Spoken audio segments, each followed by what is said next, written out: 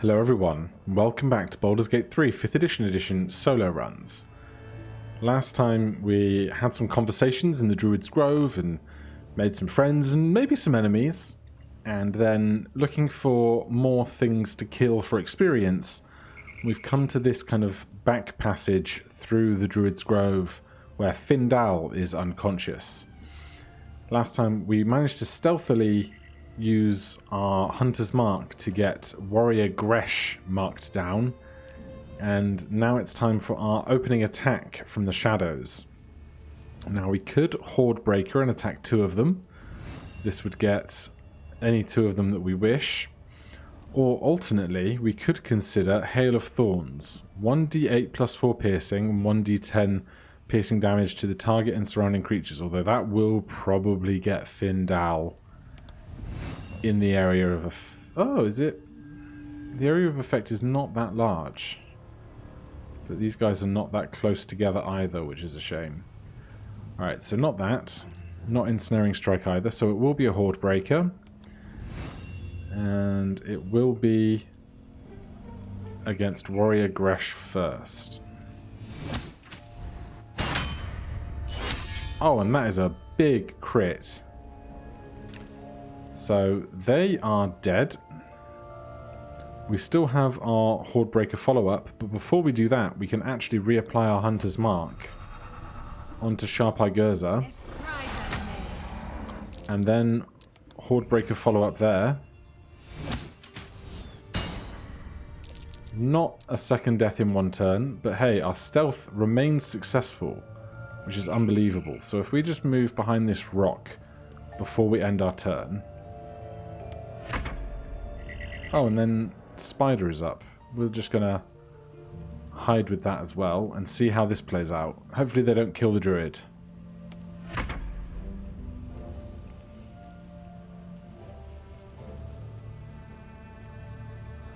Alright, it's back to us. We're not going to be able to attack them both from here, unfortunately. But still, we can take out Sharp Eye, I'm sure. Alright, and we've rolled initiative, which gives us a full action back, which is lovely. And Tracker Torak only has 7 HP, so reapply Hunter's Mark on that. And then get within range for a 96% shot.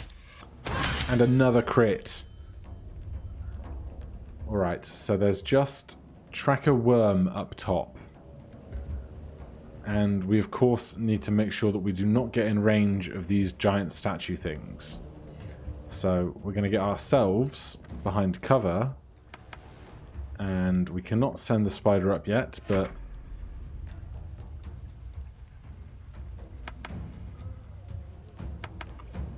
we are going to end our turn. They don't know what they're doing apparently up there. But they might slowly be getting in towards range with us, which is nice. And if we go this way around the mud, we can move more quickly. We can dash. They are in the initiative even though they are dying. We will dash on ourselves as a creature. And use Arachnid Leap. Wow, we can get far.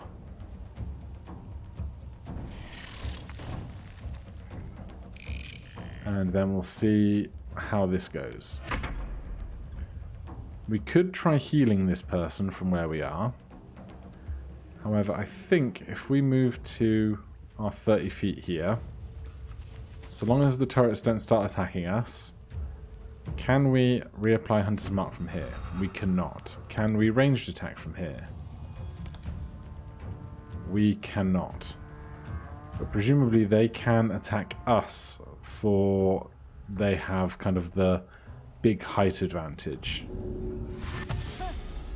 Let's see if we can't get behind this pillar. Not my best job using cover, but hey, I tried.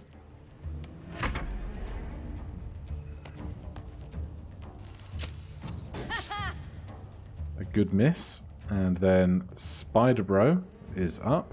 We can bonus action, arachnid jump up behind them.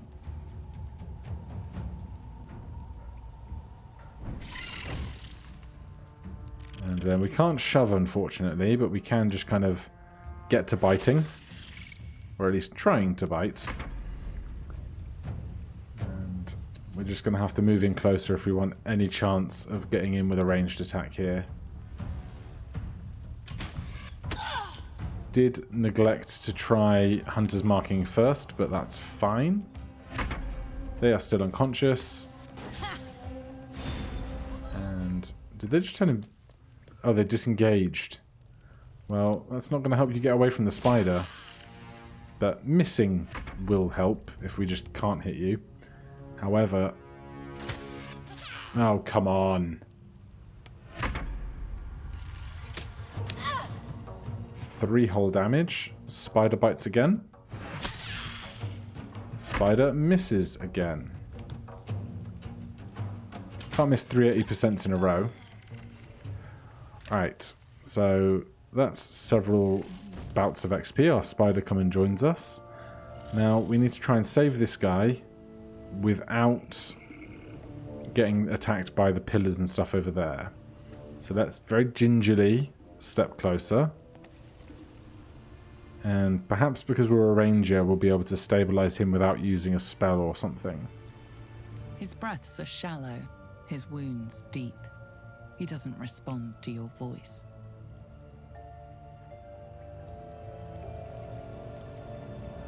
No, we do not have any kind of ranger specialization, but what we can do, I think, I've never actually done this, but I've been told this is how things work. We can take a potion of healing, throw it here, and this will just heal the guy. Yeah, that is how that works. I guess it's the equivalent of pouring one down his throat next to him. I thought I was gonna die down here. Not today. I'm surprised they didn't gut you. They were asking questions about a weapon. I told them the only weapons here are the ones the Foulbloods brought. I must tell the others what happened. I stepped careful. There are traps in these tunnels. And thank you again. Alright, so they've run off whichever direction they have. We got a little bit more XP on our quest to level 4. 218 remain. Right, so yeah, these things, now all purple and glowing, will try and kill us. But there is loot and such to be found in these parts too. I don't care about goblin bows. I will take a vial of acid. Now from here, can we hit that guy? No.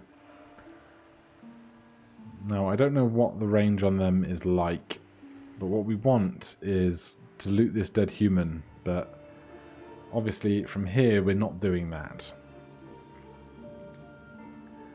The other option is if we can climb up without being attacked.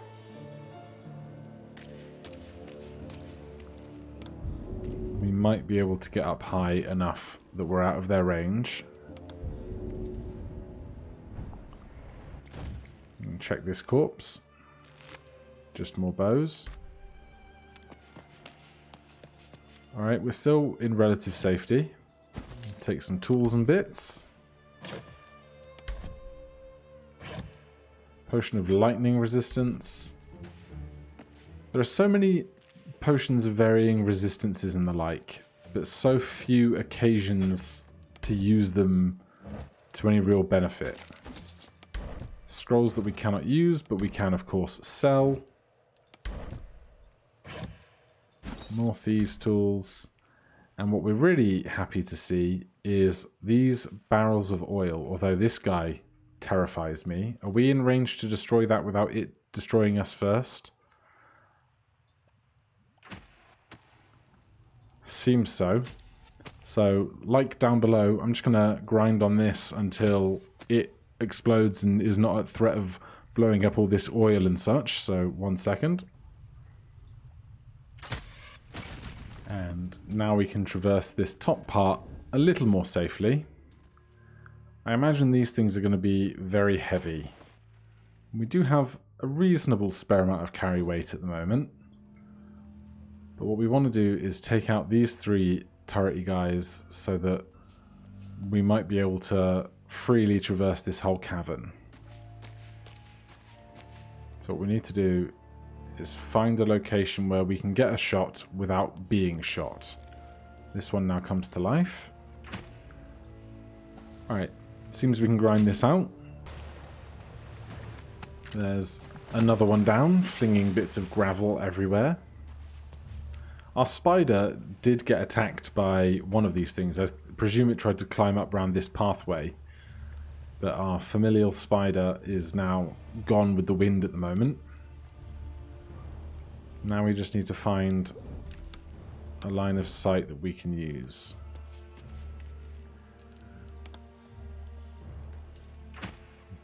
That'll certainly do. Another one bites the dust. So just the bear left. And you just have to find a place we can make the shot.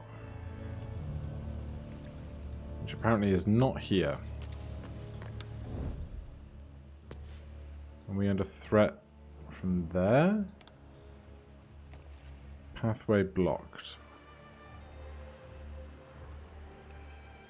If we step back a little, give ourselves some arc. There we go. One more jump cut. And here we are, rendering the cave safe for further exploration. It's a good thing these things don't have hitboxes that can harm us, because otherwise this would be hell. So from here, we can hop over and then climb down. And there is just dead human. But on their person, a charred key. And that is the only thing they have on their person. So, climbing back up. And hopping back. The only other real thing in this room is this chest up here, which is surrounded by explosive barrels, which you can imagine how badly that could go for the poor adventurer that's just not paying quite enough attention. But what we're going to do is we're going to pick up this. How heavy is an oil barrel? 20. So if we pick up 2 more, we are basically at the exact cap of our inventory weight, which is going to be hilarious when there's something we want inside this chest that weighs more than 1. Nature's Snare, chance to ensnare target on a plant or beast, and a bronze ring. We will add to wares. So we are now over encumbered, so let's find something we really don't need that we can put down.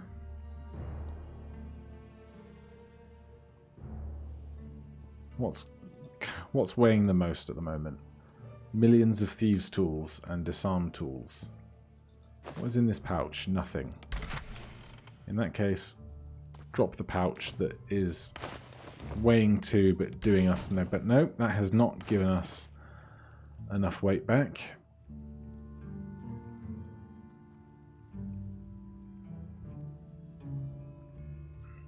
Right, all of this stuff is weightless. Harper's notebook is weightless. Apprentice's journal is weightless. It's nice that the potions are kind of weightless in most respects.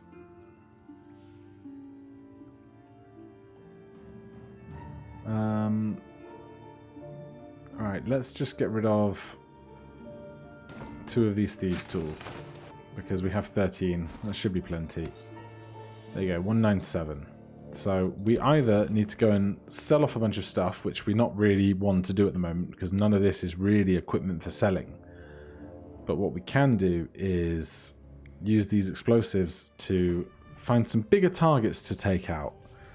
I'm thinking about 3 ogres that might just get us over this line. If they're giving like 50 or 100, 50, 75, 100 XP each, that would do it. And we can now safely climb out of this side of the cave. And you'll recognize where we get round to.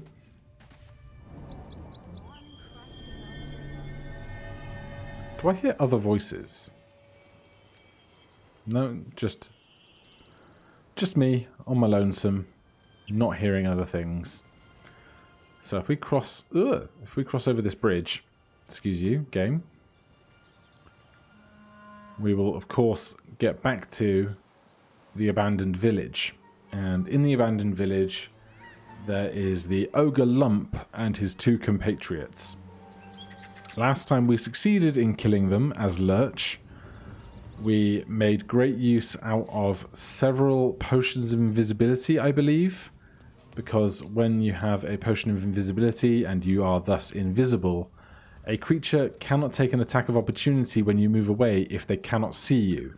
Which, of course, they can't while you are invisible. However, trying to take on 3 ogres, presuming they're still here, and that they're not just unloaded because we've spent time away from the village. Yeah, they are still there. So, Chock, Gnome tastes good. Fank, Not bad. and Lump are the 3 that we would need to take out. And we would probably do it with some combination of oil barrels, wyvern poison if we absolutely have to, although I'd rather not if it can be helped, bombs,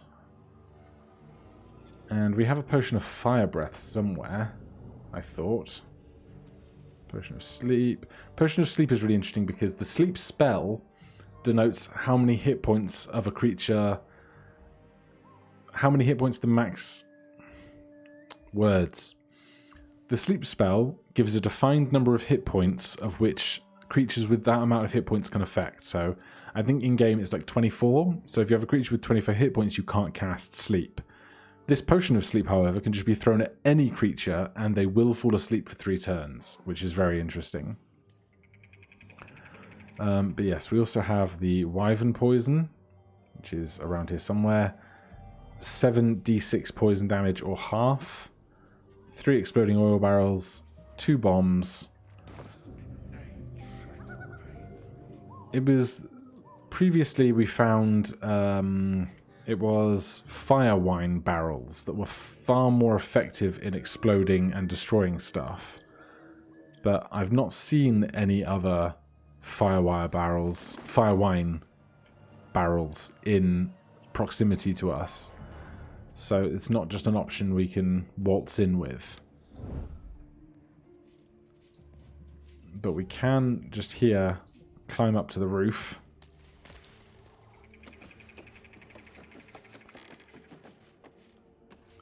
I can't quite remember how we placed down the explosive barrels without being seen last time.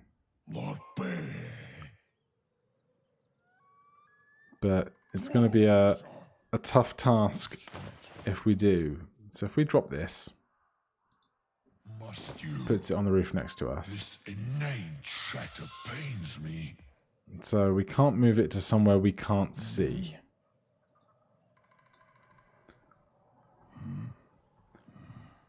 So there is also one of these posts is damaged and can cause them to fall. I think that's why this boulder is up here.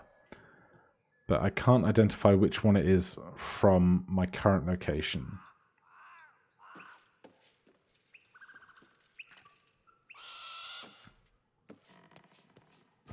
Right, move that a little closer.